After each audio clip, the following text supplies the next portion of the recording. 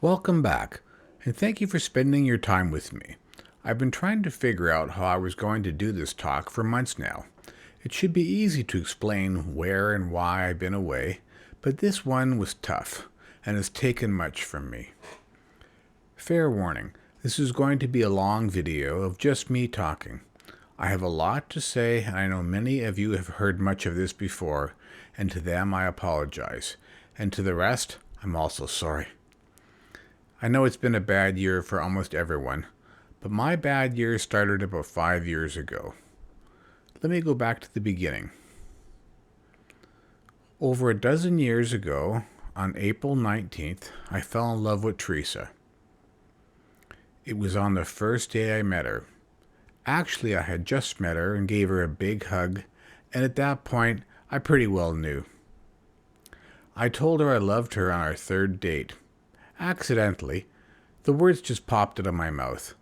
That was extremely unusual for me, as I had always had trouble saying it, but here I am just blurting it out. She wrote in her journal at the time that she already felt the same when I said it. We had the same feelings for each other at the same time. That's a rare thing for sure, especially for two people in their early 40s with rocky backgrounds. And it didn't stop. Every day we were together, I told her I loved her. I gave her heartfelt compliments, and I tried to take care of her the best I could. We both said I love you often, and I'm so glad we did. Even years after we were married, we never fell out of love. I would tell her the entire time we were together was one love affair. When she would complain about her fears of getting old, I would tell her she found the fountain of youth, because every time I look at her, she's more beautiful.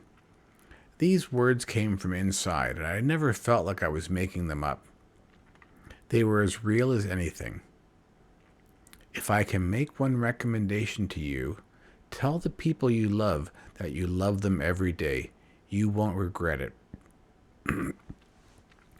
When I started making videos for YouTube, I said it was because I was using it as a free hard drive to store the files that were filling up my computer. But I really started because I was spending a lot of time at home caring for my wife. She was having GI issues and experiencing chronic fatigue. She thought it was normal because she had experienced these problems for most of her life, but not to this degree. As her condition worsened, I took over many of her tasks and spent more time creating and fine-tuning her special diet and setting up her home gym. I enjoyed caring for her very much, and the little things like driving her to work and picking her up had become perfect bits of time we spent together.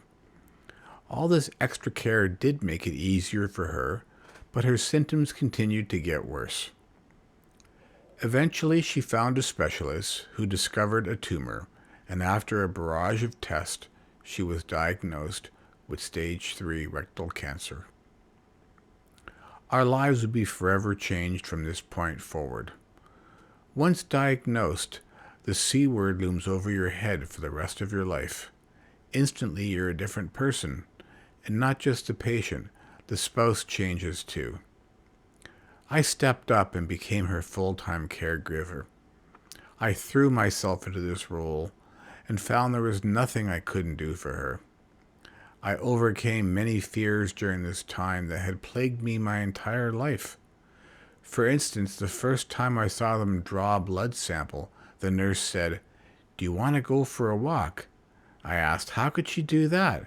And the nurse replied, "Not her, you. You're passing out." I mumbled, "Is that why the room's getting darker?"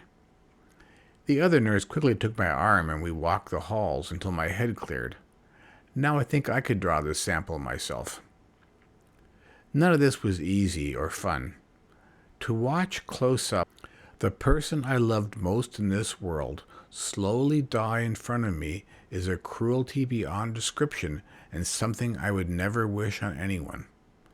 As hard as this was, I didn't want to miss any second of being with her.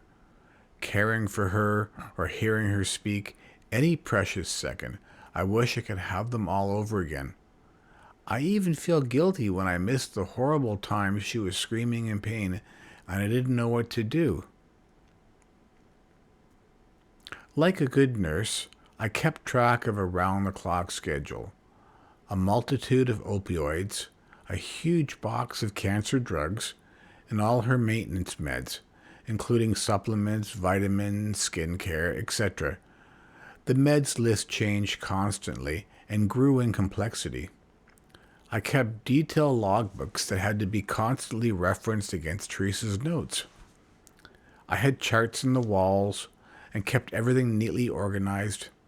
I made labels in large type for potent drugs in case my eyes were tired and sleepy.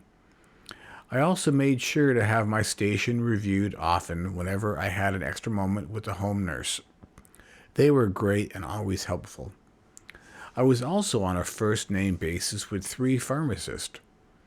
I always made my best effort because I loved my wife and I could see past this time to when she was cured and we were happy again and continuing our life together. That idea is what kept me going for all these years. By the time COVID-19 appeared, she was used to being in our own lockdown due to a compromised immunosystem from chemoradiation. When the hospitals reacted to the pandemic, they separated us and gave me a taste of the loneliness that was to come. It was painfully hard to be away from her. After the lockdown, a few other things changed. I didn't need to drive to 2 hospitals and a pharmacy every few days, as her drugs were now allowed to be delivered. And many of the doctor's visits were now being done online. Both improvements I noticed and appreciated. But by now, I was already overwhelmed. By last April, Teresa's condition had been upgraded to stage 4 cancer after a biopsy was taken from the surgery used to repair a radiation-damaged ureter. They found peritoneal carcinoma. Further scans showed the cancer had invaded all her organs and her spine. Quickly, her needs had become more than we could handle at home, and she told the home nurse she wanted to go to the hospice. Theresa had managed her own care from the start, and she made the call. We were throwing in the towel, defeated, with dwindling resources, and her favorite doctor had just teleconferenced that there was no more he could do. She sniped back at him. "You're writing me off." She fought until the end. At hospice, I stayed with her as much as possible, only returning home to check on the cat and do laundry. When I wasn't with Theresa, her mother was there. Hospice only allowed 2 names in the visitor list, and we both worked together and shared the time. Theresa was never alone. I slept in a bed next to her and did all I could do to make her comfortable. The nurses were very good, but I had grown used to caring for her, and she always said she preferred me to the nurses anyway, so that's what I did. It was a warm, sunny afternoon on May 12th, 2020. I was holding frail little Theresa in my arms and telling her I loved her while watching her breath become more and more shallow. The room was silent and filled with a golden light reflected from the lake outside. I just stayed with her. There was nothing else I could do. Soon a nurse entered, and I called her over. She listened with her stethoscope, searching for a heartbeat, but there was none. She told me, "Teresa's gone." I said, "I know," and I just waited, alone and with her. My wife was gone. How could this be? I waited some more. Finally, I was ready to call her mother. "Theresa has passed away peacefully at hospice," I said. I don't remember what she said, but Joanne arrived a short time later with her son Kevin. Thanks to COVID, he had to wait outside in his car. We sat with Theresa crying, collecting our belongings, and saying our goodbyes to the staff as they filed through the room. I filled the car and slowly returned home. This was my lowest point, both physically and mentally. Not only had I just lost my best friend and the love of my life, but I was seriously fatigued from months of running on 2 hours sleep at a time. I was barely eating anything except for fast foods, hospital meals, and coffee. I was also suffering from the fog of war that happens to long-term caregivers. To think I was driving in that condition scares me to this day. To think that throughout this entire affair, not a single medical professional ever inquired as to how I was doing. Ever. At home, I remembered my promise to her that I would take care of myself. I had to get a life, she said. I tried to plan my recovery, but my mind kept returning to the sadness of her voice repeating, I ruined everything. It still makes me cry. Sometimes I cry for her, and sometimes I cry for me. I lost the only thing I ever really wanted, her, but she lost everything. She left instructions on what she wanted done, and I promised to honor her wishes as best I could. Unfortunately, COVID-19 made most of them impossible, and I'm suffering guilt for that. I'm suffering from a few other things too. I think I may have a bit of PTSD. I spent the entire summer and fall in shock. I had many things to relearn, like how to get a full night's sleep. I can now get about 8 hours, but most nights it's much less. I still wake often, something I never done before. If I hear my name being called in a dream, I can wake myself up too. I've tried to nap to make up for it, but day sleep is not the same, and it turns my clock upside down. If you're still here, I thank you. What you're watching is me working on facing finality and saying goodbye to someone I love dearly. I suspect that may take more time and efforts. I'm told there's no time limit. They might be right. I still don't know if I'm ready for what I'm doing right now, but I want to mark this fast approaching moment, even if it is only my first attempt at dealing with my fear of forgetting her and my fear of moving on. Am I moving on?